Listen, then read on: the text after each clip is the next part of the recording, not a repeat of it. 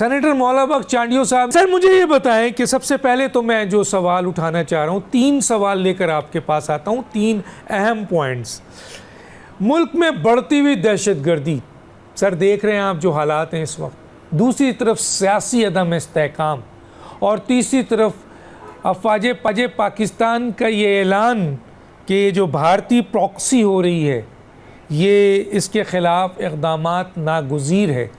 ظاہر ہے ان تینوں کی ذمہ داری حکومت کی ہے، اور آپ بھی اس حکومت کا بہت بڑا حصہ ہیں، اور خاص طور پہ بلوچستان کی جو حکومت ہے وہ تو آپ کی حکومت ہے، مین حکومت آپ ہیں، جہاں دہشت گردی کے واقعات بڑھ رہے ہیں، تو کیسے قابو کریں گے آپ سر؟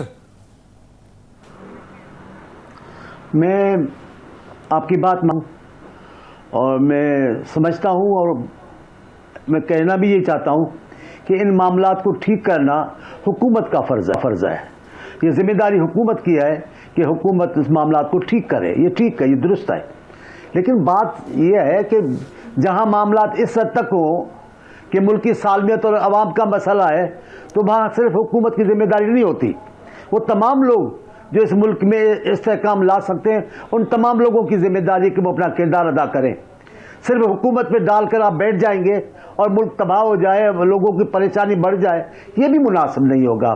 مجھے کہنا پڑتا ہے افسوس کے ساتھ کہ جب پی ٹی آئی کی حکومت تھی تو بھی طریقہ کار وہی تھا، کوئی عوام کی شرکت نہیں تھی اکیلے طور پہ، اور جو زبان درازی تھی، جو رویہ تھا، اس نے پاکستان کی سیاست کا ستیہ ناش کر دیا۔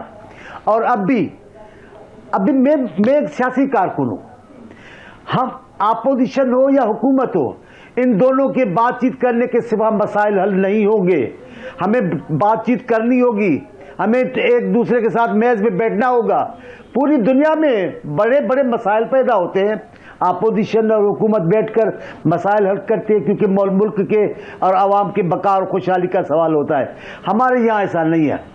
ہمارے یہاں حکومت کہتی ہے کہ ہم بات کریں گے، اور جو بڑا حصہ ہے اپوزیشن جس کو کہہ سکتے ہیں، اور جس کا کردار بھی ہے، جس کے ساتھ عوام بھی ہے، میں یہ نہیں کہتا کہ عوام نہیں ہے، وہ بالکل نہیں مانتی۔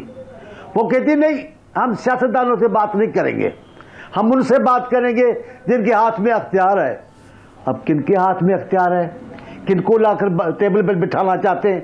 کن سے بات کرنا چاہتے ہیں؟ لیکن میں ایک سیاسی کارکن کی حیثیت میں پی ٹی آئی کا یہ انداز بیان سیاسی نہیں ہے، جمہوری بھی نہیں ہے۔ جمہوری ہے تو سیاسی پارٹی سے بات کریں۔ ہم کیوں نہیں پاکستان کو ان بحرانوں سے آزاد کر سکتے ہیں؟ کیوں نہیں خوشحالی آ سکتی ہے؟ کیوں نہیں سیاسی استحکام آ سکتا ہے؟ لیکن جن کا کردار ہے وہ ادا کرے نا۔